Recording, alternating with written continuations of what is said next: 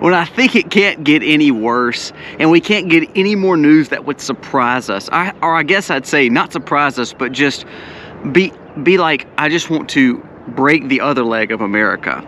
We get a report like this. Today we're going to be talking about a state of emergency that was just issued, not only with the April 8th situation, we're not talking about that right now. We're talking with the fact that our government just put us within days of a situation, and it was all on purpose. Now, what am I talking about? What did he just do? What did this administration just do that puts us within days of a major event?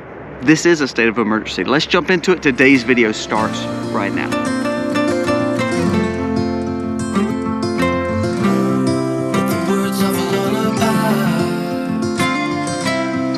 Hey guys, welcome to the Max. Thank you so very much for being here. If you are new to the channel, go down here, press subscribe, ring the bell, give us a thumbs up or a thumbs down, that's okay, but let us know what you think about this content of this video. Remember, we are daily posting in mid-afternoon, so please check us out daily. Comment below, tell us what you think about the content of each video. Each video is different because it leans on different parts of maybe news not getting covered, prepping and preparedness that's not getting covered, and also the fact of protecting our family, and that's exactly what we want to do here on the Max. Look at this beautiful grass. It's amazing. I love springtime. And you know, when I look out on the farm, I'm just happy. I love life.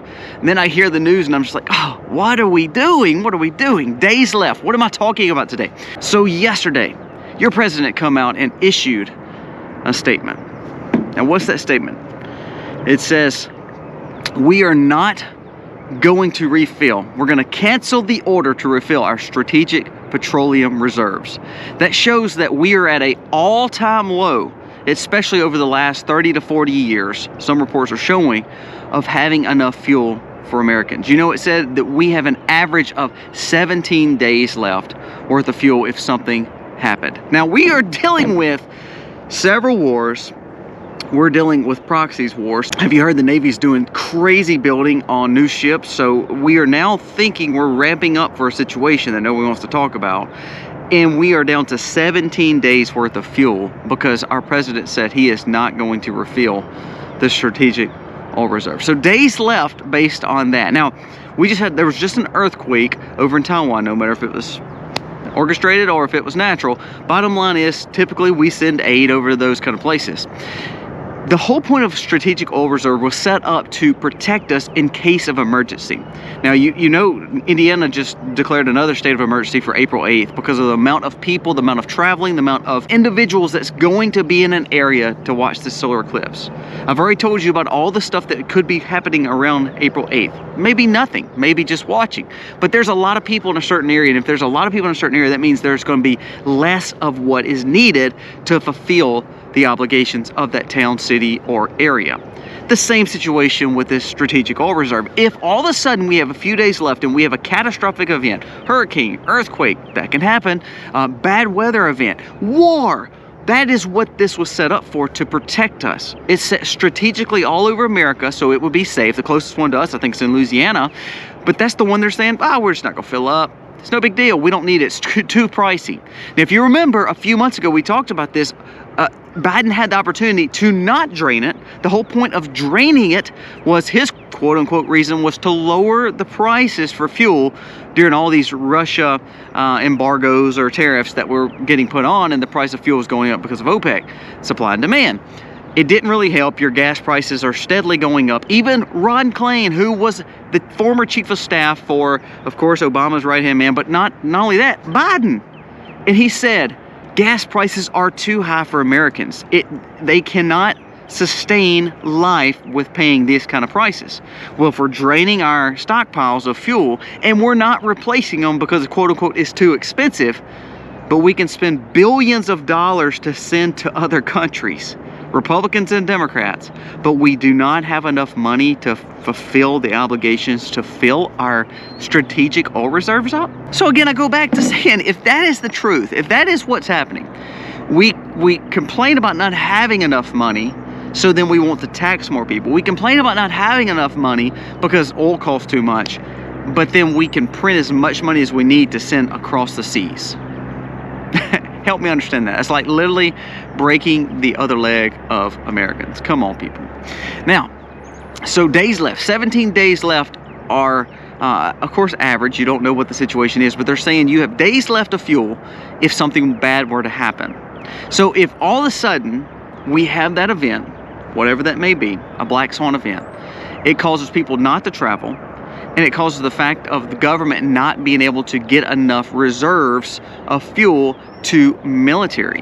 What if all of a sudden military is needed and there's none of fuel? So now we're going to have to pump it. Well, guess what? The speculation of oil and the fact that OPEC is not our best friends, they're adversarial to us. What if all of a sudden they charge more? So we could have refilled it and kept it full like we did under Trump when he was refilling it for dirt cheap pricing. Instead of draining it like Biden did over the last few years, he has strategically dropped the oil reserves because his goal was to get away from fuel or put us in a bind where we're like, oh, we don't have enough, so I guess we've got to start some other thing. Did you see the line of Teslas? There was an interview done on a gentleman the other day where a big area bought a lot of Teslas. And there was lines of Teslas, and it said it's going to take them 2 to 3 hours to allow the line of traffic to get in there to get charged. Instead of going to a gas station, you know, they have to go in there, they have to charge their car, and then get on their way. If all of a sudden you had a job, you don't have 2 to 3 hours to sit in a line, do you, to charge your car?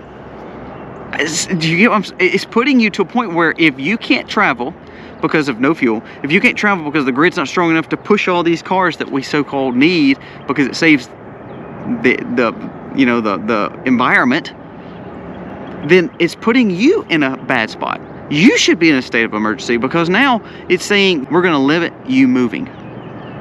So if you wanted to see a solar eclipse, nah, you can't do it. You don't have, there's not enough fuel, there's not enough energy. The comments I get on our videos about someone saying, hey, you're talking fear or scare tactics. I'm not. I'm just telling you exactly what they're doing. So this came out that Biden said the prices are too high to fill the oil reserves. Now, just a few weeks ago, he said he was going to replenish them. Now, I already made fun of him for doing that because we were paying like $20 or $30 more per barrel than what we were if we would have just left it alone a few months back, instead of draining it. So we were willing to pay more to refill it at that point, and now it's like $10 more than what it was when we made the comment of refilling. So the prices went up, of course, because we announced that we're going to refill it. So OPEC and all the speculators just said, well, hey, we're going to charge more because they're wanting to buy millions upon millions upon millions of barrels of oil to put up for safety, so let's just charge more. Well, that just made the Biden say, well, I don't need it. We'll just keep on letting it go. Joe Biden drained the strategic oil reserve and it is down to 17 days of supply. Today he canceled the reorder because he said the price was too much. Klain, who again was part of his administration, said prices are too high and Biden needs to do more progress and use his tools not only for the border but also for the fact of fixing gas reserves and cheapening the price of fuel, because the cheapening of price of fuel would help middle America and lower America. Now, of course, Klain's a Democrat, so he blames Trump for all this. Isn't that funny? After almost 4 full years of Biden, he is still blaming Trump because of the oil and because of the border. Isn't that funny? So we have problem after problem after problem taking place under Biden, and again, they reach back out and blame the Republicans. Now, I told you yesterday, with the voter rolls changing like they are, I'm kind of worried about November. I wasn't until I started seeing those crazy numbers yesterday. But, you know, when people say, oh, April 8th, it's not going to be anything. May not be. The earthquake was natural. Could have been. All that's possible. But the whole point of what I'm saying is, if you think it's smart to deplete what we have in stockpile because we just believe everything's going to be great and grand and we're always going to have access to it, then you've lost your mind. I could literally say debt is not bad in a perfect world. When interest rates are low and you want to borrow money and you want to buy things, debt is not bad in a perfect world. You have to kind of end it with that conversation. Debt with high rates, high inflation, and no job is horrific because the scenario changed. The debt didn't change, but the scenario changed. Well, the same way with the strategic oil reserve. We're pumping fuel every day. We're buying fuel every day. 17 days is what you have in reserve, so you're not having to use that. But in the scenario we're in right now, even how volatile the world is, we still have plenty of fuel because we're pumping it. We still have no crazy situation that's happened. What if all of a sudden the scenario changes?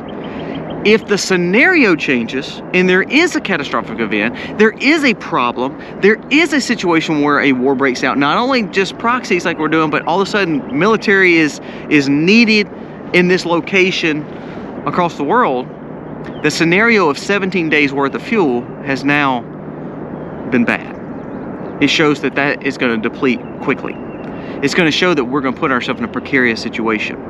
One more example. A study showed that more than 60% of individuals do not have over 2 to 3 days worth of food on their shelves to live. Now they could get by out eating, I guess, salt and pepper and sugar, but they said that 60% of Americans cannot go 2 to 3 days on their own pantries. Now, right now we have access to food, we have fast food, we have Walmart, you can go and do, because the scenario has not changed. All of a sudden, if the scenario changed, that 2 to 3 days is not enough, because you don't have access to the goods anymore. So do you see what I'm saying? April 8th may not be a big deal, but for those areas that's going to be a big deal when you have hundreds of thousands of extra people there, that means there may not be food and access to water and gas. Well, the scenario may change for America where that 17 days is not enough, because we are going into a volatile situation or a black swan event. It's all about the fact that we should be putting up as much as we can, because we live in a world where people do not like America. And not only that, we are allowing an open border situation, so what can happen? I mean, Chinese nationalists, Iranian nationalists have been called at the border, so there's a lot of things that can happen. What if all of a sudden something happens? Then our scenario changed, and the fact that we have no oil, no reserves, our dollar is imploding. Have you saw the value of the dollar over the last 2 to 3 weeks? Now gold's doing great, so I'm challenging you to buy gold. Check with Genesis. I love buying from them. Bought gold last week. But what I'm saying is, if we are hurting our own dollar, we're spending money we don't have, but then we complain about not having enough money to replenish our strategic oil reserves, we're letting that deplete, and then all of a sudden something bad happens. The dollar's not worth anything, it's crashing, the stock market's looking bad, and we do not have enough oil to push across America for more than just a few days. Perfect world, it won't matter. But we don't live in a perfect world, and one thing could cause chaos. Now I challenge you, if you're one of those people that only has 2 or 3 days worth of food on your shelves, you better start stockpiling, because it's insurance. I don't want to use auto insurance, I don't want to use fire insurance, I don't want to use health insurance, I don't want to use life insurance. I don't want to use them, but I have them just in case. Well, the same thing with prepping. If you buy these things and you stockpile, if you stockpile the oil reserves, it's not the fact that you want to use it like Biden did when we didn't even need it. It was not supposed to be used when he used it.